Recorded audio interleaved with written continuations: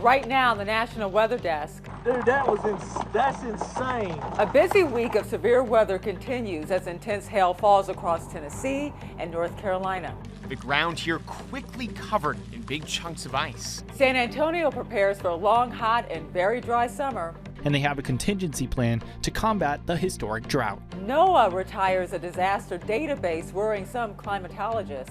Anything that really has the word climate in it is kind of being targeted. How Nevada is preparing for what's expected to be a very active wildfire season. The hard part is we do have dry vegetation. Another brood of cicadas is preparing to emerge after 17 years underground. They don't bite or sting, but they do buzz a lot. And why pollen season could last longer for people living in mountainous regions. From our nation's capital, this is the National Weather Desk. Good morning and welcome to the National Weather Desk. I'm Angela Brown. Severe storms moved across the Mid-South on Thursday, bringing some pretty large hail to the region. Our storm chaser, Brett Adair, captured these incredible images about 50 miles south of Nashville. As you can see, the storm was pretty intense, and even Brett, a very experienced storm chaser, was impressed with what he saw. Oh, debris! Oh, man! Oh, God, it hurt! Dude, that's insane. That line of storms then moved east, bringing more hail to western North Carolina. Mark Liverman picks up our coverage from there. The hail coming down on Rob McAdams' vehicle, sounding more like golf balls slamming into his windshield and hood. This video taken near I-240 Thursday afternoon. Hail hitting hard across parts of western North Carolina as the storm started popping up. This is what it looked like in Woodfin. The ground here quickly covered in big chunks of ice. This car gets pummeled by dime-sized hail during the storm. Photographer Josh Hardigan capturing this video as we made our way between Asheville and Hickory late Thursday. The sky turning a menacing dark gray over parts of I-40 where some storm cells popped up. But take a look in the other direction. Nothing but clear blue skies. Drivers dealt with dangerous conditions along some interstates.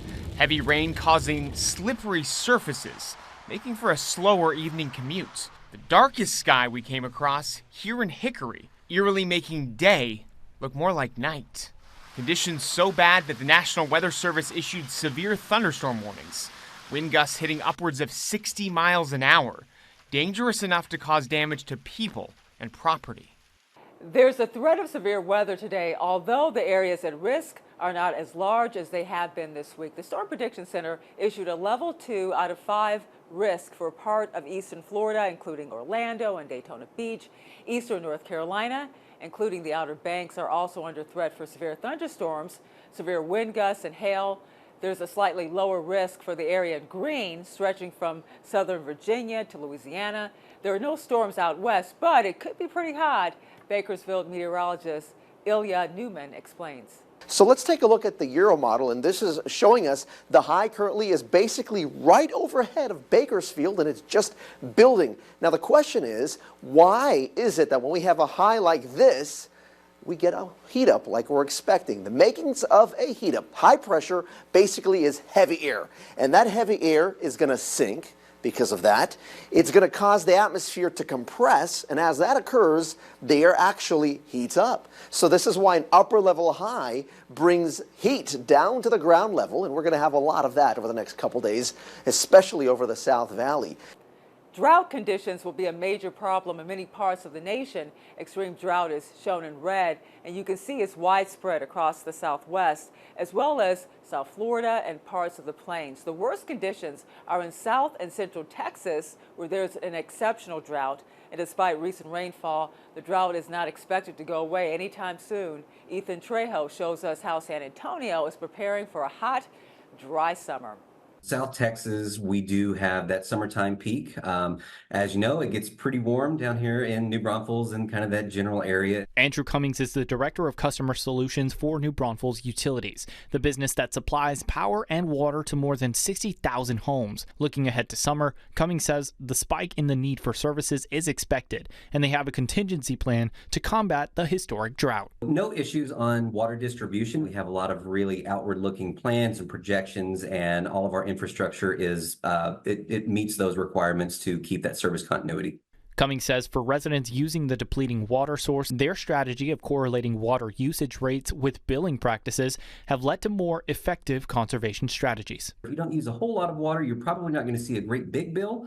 But if you're on the other end of the spectrum, we do have to collect those prices in order to mitigate the water use, because it is somewhat of a balance. But it won't just be water that NBU will be monitoring. As the summer heats up, the utility service will also be watching the electricity levels. We also see those spikes on the energy side for our customers. The heat summer, we plan for that too on our electric side. As the drought persists, Cummings says the NBU will be looking for new ways to make sure that New Braunfels residents get the resources they need for the summer and beyond. Dry weather can be a red flag for farmers, but this spring it's doing more good than harm in Wisconsin. Meteorologist Audrey Lee explains why the timing of this dry stretch is actually just what farmers need. The recent stretch of sunshine and blue skies has been a welcome change. And while dry spells often worry farmers, this time it's actually helping. Yeah, we've got plenty of moisture. I mean, in most cases, we're kind of sitting and waiting, and the old saying, it just needs a day, is kind of where we're at right now. So we'll definitely take a week of dry weather, and then we'll probably be asking for a little shot of rain. That's because April brought just enough steady rain. And the clay-rich soils in this region help by holding on to that moisture. We had a fairly wet April.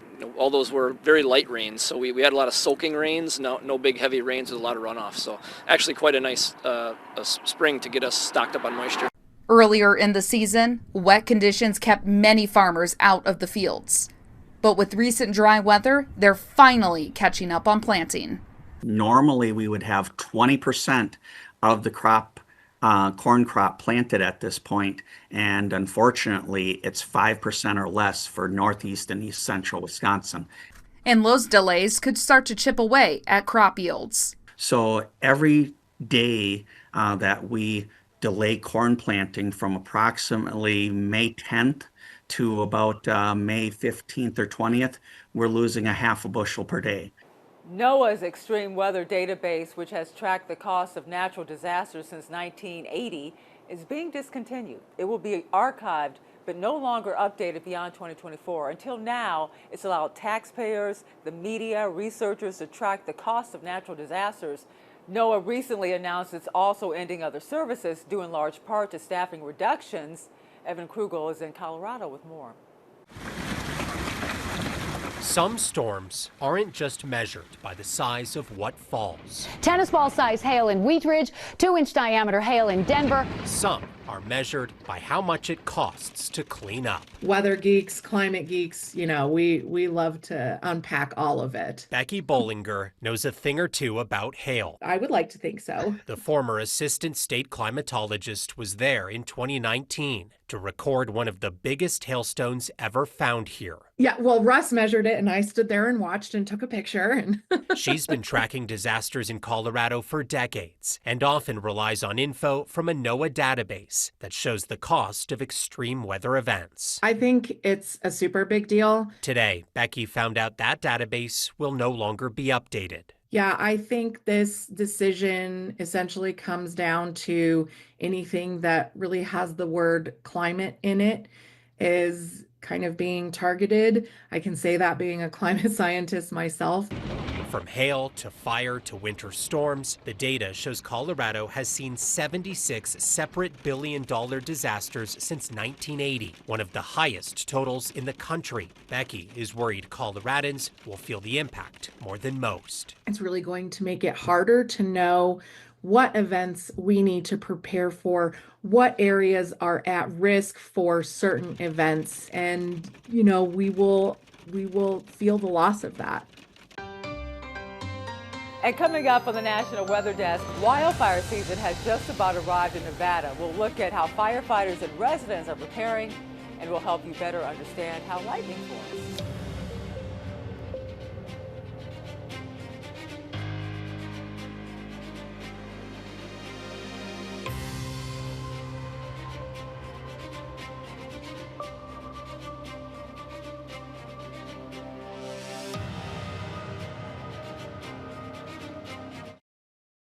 You are watching the National Weather Desk.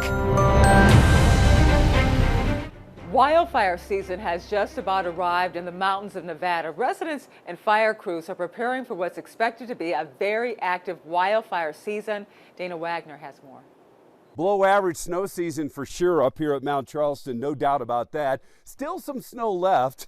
Not much, however. It is quickly dwindling. So just as the last of the snow now melts here at Mount Charleston, it marks the beginning of wildfire season. I would say we're in a moderate to high for our fire season is what we're looking at. Fire Chief Jason Douglas follows the weather closely. Understanding precipitation impacts his job. Chief Douglas says ideally the mountain would get a ton of snow during the winter to moisten the trees and brush, but no rain during the spring to limit grass growth. Grass burns hot and fast and can be tough to extinguish, especially if there's wind. We're a little bit different here in southern Nevada. Actually, the whole state of Nevada is pretty similar. We're more reliant on grass crop for our fire growth and fire potential. And because we didn't have a wet winter, we don't have as much grass. That's true. That's good news, right? It's good news, it is. The hard part is we do have dry vegetation. As I understand it, the residents get together as a group and you guys are picking up these pine needles and getting them away from the houses. Yeah. Why do you do that? Well, because they're so dry that they could start fire easily, and we have to create defensible space, like 5 to 6 feet away from the house, so that if there is a small fire, that the houses are safe. Preparing for the worst, hoping for the best, as fire season just begins on the mountain. One of the ways wildfires can start is from a lightning strike, and lightning is more common in the spring and summer months. But how exactly does lightning form? Meteorologist Brett Luna explains. First, the warm air rises, and this eventually can produce the storm clouds. And up in these thunderstorm clouds, the ice particles and the water droplets, those collide, and it's these collisions that cause the positive and negative charges in the clouds. The positive charges position themselves at the top of the cloud, and the negative charges set up at the base of the cloud. And then way below that, on the ground, there's a lot of positive charges down there, and the energy from the negative charge meets the leader that's coming up from the positive charge that's coming up from the ground, and that creates the lightning flash that you see. And these are the negative strikes. You can also get positive lightning strikes as well, though, and that's when a positive charge from the storm's anvil meets a negative charge that's on the ground. Also, the thunderstorm does not have to be directly over you to pose any sort of threat. These lightning strikes can still happen from several miles away from the parent storm. So during a thunderstorm, you don't want to be standing near any water, wet items, or metal objects. You also don't want to be standing under any trees either. And here's something pretty interesting too. Lightning is 50,000 degrees Fahrenheit. That is 5 times hotter than the surface of the sun. So whenever you hear thunder, the best thing that you can do is just go inside. Parts of the country have seen significant thunderstorms and rain recently, and spring rain can often be a flood risk to your home. But some simple tweaks and fixes can help keep your house dry and mold-free. Meteorologist Audrey Lee explains. Spring rain and thawing ground puts basements at higher risk for water issues, especially if your home drainage system isn't ready for it.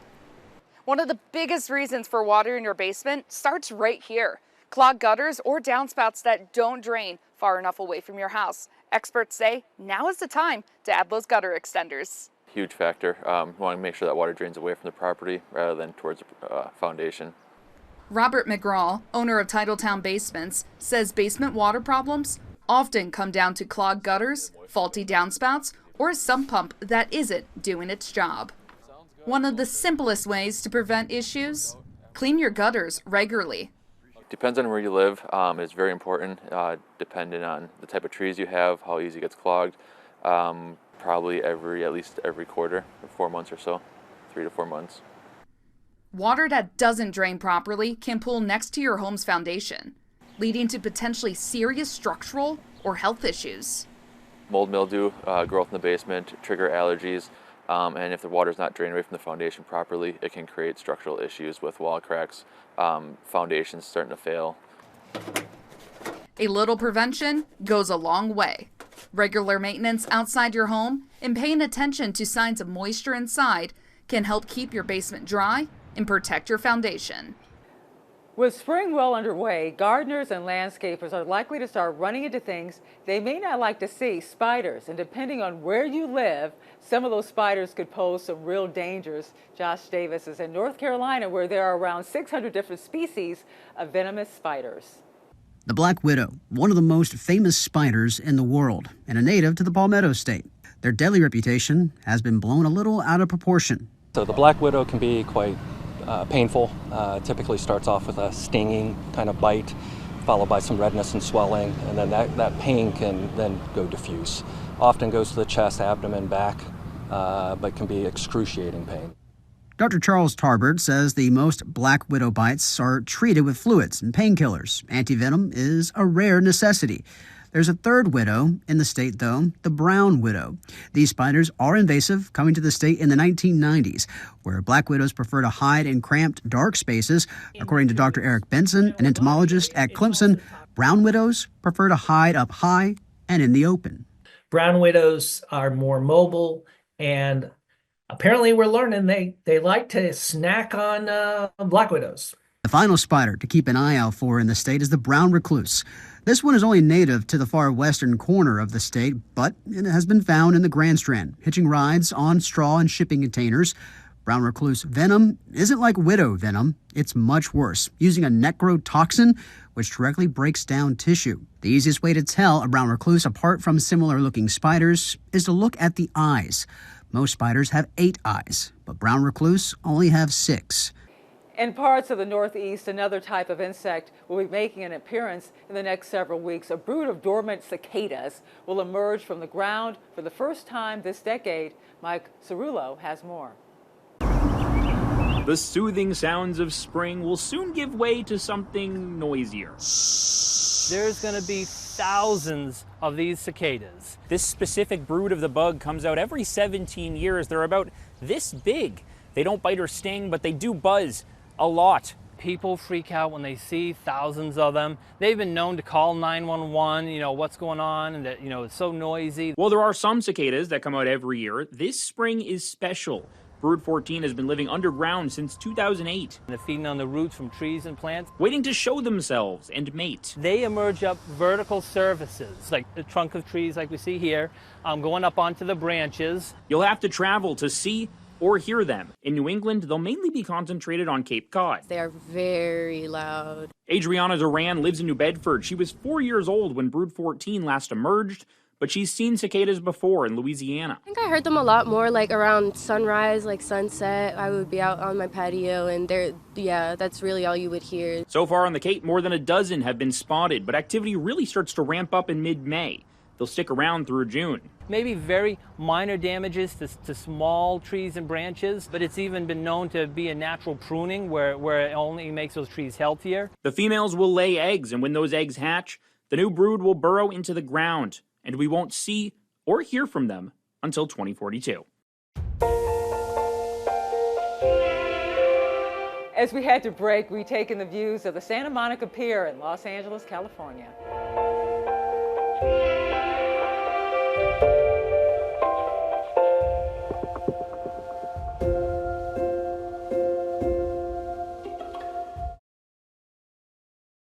You are watching the National Weather Desk.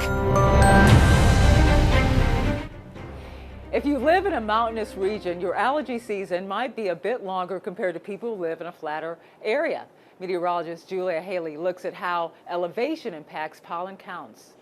It's not just spring season, but it's also pollen season. So let's take a look at what we're currently seeing. Around 2,000 feet, we have those warmer temperatures, so the blooms occur around late March. But as we rise into the atmosphere, it takes a little bit longer for those warmer temperatures to reach higher elevations, such as around 6,000 feet. So around 6,000 feet, we expect those blooms even into early May and the 4th week of April. Now, what this means is that we have an extended peak to our pollen season. season here at the Blue Ridge, but it also gives us some beautiful flowers, especially around 6,000 feet at Grandfather Mountain. Look at those yellows out there. It means we get to experience spring and those peak blooms just a little bit longer, but also we have the pollen just a little bit longer as well.